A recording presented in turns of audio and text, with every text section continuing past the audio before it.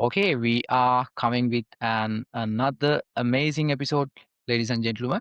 Today we are joined by Debbie, the founder of Swell, who has approximately 10 years plus experience in pet retailer industry.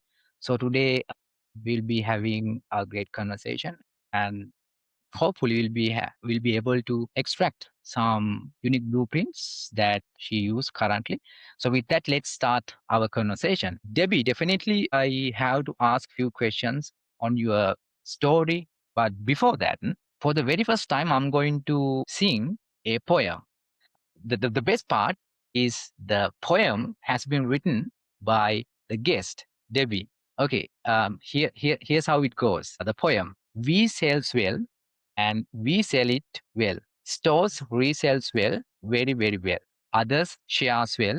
For stories they will tell. So that's the poem I excerpted from her last LinkedIn post. So Debbie, I think that's a great place to start our conversation. Yes, I did. I didn't intend for it to be a poem, but I guess it did turn out to be a poem. That's funny. Yeah, it was like a poem. I thought that it was a rap. I thought something like Yeah, that, it was kind of. but yeah, It's like a tongue twister. yes. So yeah, Debbie, please go ahead and explain what does that mean. I do have some idea about that, but hopefully I'll be able to decode after your introduction about that one. Yeah, please go ahead. Yep. Yes, I will decode my poem or tongue twister, if you will. We may have to challenge you to say it fast 3 times, right? Because it's hard. Yeah. So we make gelato for dogs, Hmm. and we sell to 1,550 something locations, retail locations in the United States and Canada. And so, the name of the company is Swell. So we sell Swell and we sell it Yeah. well, right? Because it's been Yeah. doing really good. I've been doing it for 10 years. And those stores, they sell Swell really well too. They do good with it. They're very loyal. People love our brand. We've really built a brand, not just a product, but a brand Mm. in the past 10 years. But then there's, opportunities out there, and they want to have Swell because they want their customers to have a story to tell. Because the way that the product and the cups and the packaging and everything is designed, it's really meant to encourage people to share on social media, and so tell their story. And so that's what it means. That's what the poem means. That's what it was intended. Yeah, perfect. Specifically, I love the business strategy that you bring through the poem specifically. I mean, recent podcasts, I mean, we talk about the importance of, storytelling and emotional impact as well. But today, especially, I saw with your recent LinkedIn post that this is my point of view. I think you are trying to articulate the importance of the brand loyalty, and especially what happens once you partnered with other external brands, that the word of mouth concept will be started properly because of the strategy that that you're going to implement. Do you have that type of Yes. intention? Like was that the main intent? Like, can you explain with your point of view on that? I mean, the real strategy behind the new, the action that you are about to take. Behind that post, you mean, that I did yesterday? Yes, especially what's behind. Yes. I mean, Yeah. So what I'm trying to do is get the attention of those big brands that ship direct to mhm, customer. That's my okay, intent. So the post was kind of what we call a teaser, right? okay. So first there was the poem, which I guess worked because you were wondering what it meant. And so I want to have people thinking, well, what is she talking about? Right. And Mm, so then as you get further into the post, I call out those companies that I would like to partner with. I tag them. So hopefully they will look, right? And then I right. tease them too, because I basically say, don't listen, cover your ears, which is the best way to get people to look. That's just Mm, human nature. So I'm hoping that that works, because my intent is for them not to sell my product, mm. but to occasionally, we have this product that's called, it's my birthday gelato. It's a birthday gelato, right? Is it a cake? Yeah, perfect. So my intent is for these companies to partner with me, and then for them to give that away to their subscribers when their dog has a mm, birthday. So it's an right. idea, it's a marketing Yeah, strategy. I think it's a really good idea because exactly. people now, marketing, it's emotional. You want those emotional moments. You want the memories made in their head. Mm, You want the brand to stick. So I want them to be able to offer their customer an experience where the customer says, "Wow, this subscription is amazing. They remember me. They mm, care. They know my dog has a birthday. They sent this amazing gift." So that's the strategy. So I have a unique product with this birthday gelato, and I think it's mm, perfect for their what they do. So I'm trying to capture their attention on right, LinkedIn because these are right. big companies. I'm Yeah, small. We're small. We're small, but we're mighty. mm, That's how I like to look at us. And yeah, I'm just trying to get their attention and see if they're willing to listen and entertain the idea. right. Yeah, but the most important thing is that I don't see you as a small brand because your strategy is amazing. So I don't like to call it like you are as a small brand because of the strategy that you're gonna put. It's a big brand, and I love that. We're in the growing Especially, phase. yeah, growing phase. Yeah. Specifically, the way you approach that one. You know what will happen exactly? I mean, I already mentioned that the word of mouth. When their customer sees those products, I mean, your product, definitely they starts to share those message with others. So with that, definitely the marketing method called word of mouth. That particular word of mouth concept will be started immediately. I mean, that's a great strategy. So how did you come up with that idea? Did you get that idea inadvertently, or how did you get that idea, the whole strategy? Well, just because I always try to think what's next, right? Like we sell, like I said, we sell well in stores. Those customers that go to stores, they see the product in the freezer, they know it. They're repeat customers, they buy it. But there is a lot of customers that buy their dog food through a subscription, whether it's raw food or gently cooked food, and they get it in a box at home once a month, or usually it's once a month. And so those people don't go to the pet store. And I don't have any interest in selling my product direct to customer because it's Mhm. too small. Sending frozen direct is very expensive. When people want one or two gelatos, that's normal. It's a treat. It's not a daily food. It's a special treat. So it doesn't make Right. any sense for me to send it direct, but it makes sense to have somebody whose business that is. They're already sending amazing food. They might as well Yeah. send an occasional amazing dessert, right into Yeah. their frozen box. It's easy for Mm, them. They just have to add it. And I look at it as I'm giving them the opportunity to send their customers something proven, a brand that's mm, known, something really special. Their dog's going to love it. The customer's going to love it. They're going to get social media out of it. And so I thought the best way to reach these companies is probably through LinkedIn. I mean, to be honest, I neglected my LinkedIn platform for all the way until 5 months ago, and mhm, then I realized that no, this is where it's at. mm, So I've started, like, as you notice, there's like no posts from like 5 months ago because I just wasn't doing it. I was all about Instagram, Facebook, but I was neglecting LinkedIn. So it's a fairly new platform for me to be active in, but it's a good space, I think, to find those companies, try to yeah. connect with those people that work there, Mm. and yeah, try to get their attention. Right. Perfect. Perfect. I want to, shift our conversation for a specific side. Just could you please, I mean, you mentioned that it's a bit expensive. What do you mean by that? Like, why did you say it's expensive? Is it because we have to do the all logistics? Yes. What's the reason? It's Yeah, it's the logistics because when you ship, so my product is gelato, right? So it's ice cream. And so that has to stay frozen. So therefore, if I were to ship directly to customers, it has to be shipped on dry ice and ideally overnight. And that's expensive. It's expensive.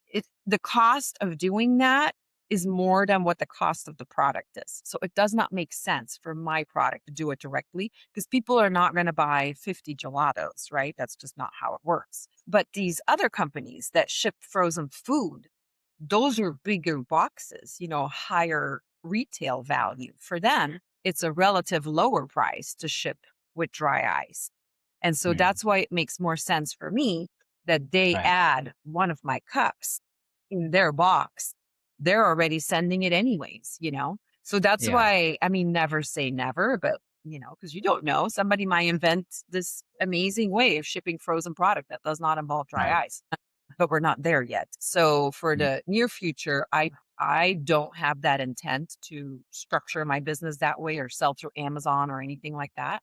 I just Mm. want it to be a special moment, a surprise and delight, if you will, Oh. for those direct to customer subscription brands that they Mm. can insert just on their dog's birthday once a year, Right. something fun, you know? Oh. And that way, for my benefit, these customers that may not know my brand will now know my brand and they might go look for it in pet stores where they normally would not shop because they buy their food online. Time, but imagine if somebody wants your products every time. They fall in love with your products, right? So they can't wait until they get your next birthday. So then what's going to happen? So then can they contact you? Like what will happen Yeah. after that? So let's say it's a customer that got this amazing birthday gelato in their subscription box from Yeah. Chewy or Farmer's Dog or one of the big brands, right? And they're like, "What's this? This is amazing. We need more. What else does she have?" They can go to my website. And on the website is a store locator, and they can put in their zip code and see which store is Mhm. closest to them. And then they can see the whole assortment, right? So then they can buy the other Okay. flavors. So for me, it's an introduction to the brand. You know, Right. right now it's not sold online, but like I said, never Mhm. say never. But there is a way for the customer to like look and see, okay, where can I get it? And then they can find the location that's closest to them and get it there. Right. Right. Because I asked that question, the reason was I see lots of pet retailers use a Shopify store or WooCommerce store, and then they start to sell directly their product to your customers. But I was wondering why you can't do, because you have an amazing product, has a uniqueness of the product. So I'm thinking, what's stopping you to like why you cannot bring your products to WooCommerce or Shopify and then start to sell your product and service directly to the customer. So this is what I was thinking. I think, do you have anything to add for that? Well, I think right now it is just the relative price of my product Mm. and the amount that people would buy because again, it's a treat. Like imagine you if you're like, "Oh, I want to buy this ice cream." You're not going to Yeah. buy 24 cups, right, of Yeah. ice cream. You're just going to buy a Mm. few. And Yeah. so the relative cost of that does not justify the expense of the way that currently shipping has to happen. Now, again, Oh. never say never. I think there is a lot of developments that are happening in that world to make it Mm. more to make it less painful to ship on dry ice. So this might very well be possible in the future. I think right now my strategy is to let's first enter this market Mm. through Right. brands that are already doing this, but they don't Mm. have a product like mine. Basically, my product is dessert. Mm. So it's easier and makes more financial sense for me to work through Yeah. those brands because then I get my product out there and the brands, they get this surprise and delight moment from their customers. So it's a win win situation. I think based on how all that goes, then potentially next step in the future could be something like that. But I think to get entered into this playing field, it makes more sense to me to do it this way. Right. Okay. Got it. Got it. Got it. Got it. Okay. And also that's a great strategy because you can validate your product as well through the strategy that you are gonna initiate with brands, because that's the most important thing before Yes. you invest lots of money to Yeah. advertising At a or low, and I don't have to invest in any. Yeah. yeah, that's a perfect idea. So I mean, you have in this industry, I mean, you have been in this industry for 10 years plus. I would like to hear from you that what type of unique challenges that pet retailers are encountering when they bring their product to the market, like when they bring their product to their audience. What are the unique challenges that you guys face, especially with this era? Because you are still in a growing phase. Yeah. What are the unique challenges? There are so many challenges. Having a frozen product in itself is probably one of the biggest challenges because of course, temperature control, right? And whether it's on the distributor side or on the store side, freezer space is finite. It has Okay. to fit in their freezer. They can't just Uh, put it in the back on the shelf. It has to fit in the freezer because it has to stay mm, frozen. And so mm, therefore freezer space is very competitive. So that is one of the big challenges. mm. Everything that involves frozen transportation is more expensive than other transportation. And that's just shipping it on big trucks. We already talked about shipping it direct to customer. That gets really Yeah. complicated. So that is Mm, one of the big challenges. I think the other big challenge now, it was that way 10 years ago, and I think it's only more difficult now, is, as the pet market keeps growing, and pet industry is a hugely growing business, which means there's more players, right? There's more brands, yeah. there's more people launching things, and you have to find a way to stand out. You have to stand out from the crowd. And so my strategy has always been, because I was a fashion retail buyer for 18 years before I started this. So I know the importance of imaging and branding and standing out and not being generic. um, so finding a way to get people to look at your product, I think, is probably the biggest challenge and a big obstacle to overcome. Because if you Mhm. go to these trade shows now, there is thousands of booths, and you need Yeah. to make people look at you. Otherwise, Mm, they won't even see you. And it has to start there. So I think that's very challenging, especially to new brands that are trying to get themselves in this market. A lot of people, and it depends on what strategy you choose, right? Like a lot of people go for promotional, price driven. And I never was interested in being part of that strategy at all. We make a very high end product. We make it all by hand. So it's artisan. I wanted to have that kind of product, very limited ingredients, a well designed artisan process. It's simple, but it's delicious. But I'm putting it in very beautiful packaging. And so that people mm. can feel good about it. And I never do promotions, discounts, price wars, because I built an amazing product and I'm proud of it Yeah. and it doesn't have to be discounted. And so, but that is challenging because there's a lot of pressure out there from the stores, from the industry, from the distributors to be promotional. And it's very hard to stand your grounds and say, nope, sorry, I cannot do it. I won't do it. That is not my brand. And so it's a strategy that sometimes it backfires. People walk away. And then you just have to determine that, well, maybe it wasn't the best fit and move on.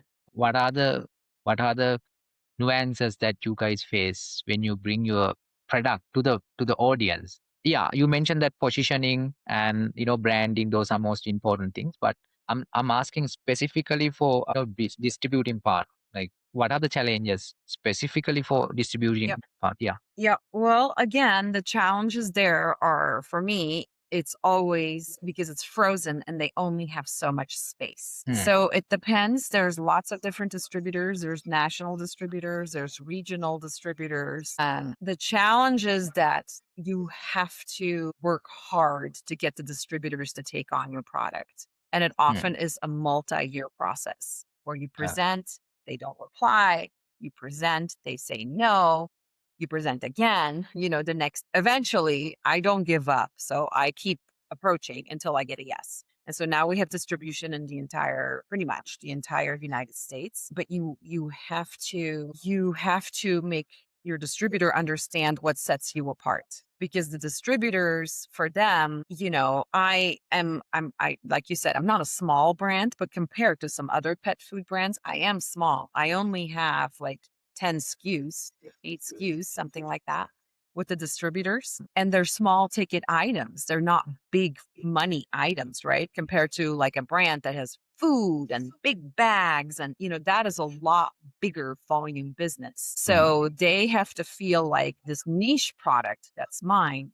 is something that is worth taking up space in their freezer. And so Yeah. that's why, again, the challenge always comes back to make sure that your product stands out and that they Hmm. see a reason. And for Yeah. me, for our product, for Swell, for the gelatos and cupcakes that we have, that reason is that It stands out. It's a happy product. It's not complicated and it brings joy. There's not a lot of product knowledge involved. It's easy. It brings joy. It may not Mm, bring a lot of volume for the distributor, but it's a point of difference and something fun when they have their distributor sales representatives go out to the store and they can say, look what we have. How fun would this be? Because customers have to go in the store and get food and refill the food, and that's all fine. It's not very exciting, though. And as we all know, and I know this from my 18-year career in corporate fashion, you know, my experience was in women's fashion, but I'm sure the same for men. Like if you go shopping and you find something that you love that you weren't yeah. expecting to find, that's fun. Now your shopping day was a success. If you just go to get a new white t-shirt, fine, you got your t-shirt, but that's not very exciting. That's not the emotional moment that the customer wants Yeah. or that the store wants. So we provide little moments of joy, and getting the distributor to see that is a challenge, but also I think the most important thing. Perfect. Perfect. Got it. So this is gonna be the next question is going to be a very exciting question for you because I asked that question I ask from almost all the time with all the guests. Let me ask that one as well. So, Debbie, let's say, if we were having this conversation 12 months from now, if you were looking back at your past 12 months, what would have needed? What would have needed to happen for you to be happy in terms of your brand, your as well, your products? I would like to hear from you about that. Uh-huh. What would make me happy in 12 months from now? Yes, exactly. Well, I would say I would like I would like to in 12 months from now look back and say I did it. I got Hmm. my birthday gelatos, my little birthday surprise in with, at least 3 of these direct to customer brands. And Okay. and then their subscription customers have shared it on social media and they love it. And now the brands are happy. And then they come back to me and say, "What else can you do?" That's what I would like. Perfect. Amazing. Okay, Debbie. So I wish you all the very best. And I hope you'll be able to reach to the level that you're expecting to achieve. And anybody who is watching this podcast, I urge all of you to check the site and contact Debbie. Debbie, anybody want to contact you, or maybe if they anybody want to check out the site, where they can go and where they can connect you. They can go to the website, which is swell, SWELL, gelato.com. And so my contact information is on there. Of course, we are on Instagram with very fun pictures of dogs eating their gelato and their cupcakes. And that is at Swell Gelato for Dogs. So again, Debbie, thank you so much for joining, and we had an amazing conversation. I wish you all the best. So, guys, I'll leave all the links inside our description. So, if you would like, please go through those links and then check those, check that store and see what's going on. So that's it. So again, Debbie, thank you so much, and I'd like to see you in another episode, maybe, in another day, and to share your unique story with us. So finally, do you have anything to add for the podcast? Maybe have you enjoyed? What do you think about the podcast? Yes, it's great. It's always great to tell my story and, share some of the challenges. And hopefully, that's helpful to entrepreneurs who are trying to start in the space. It's not easy.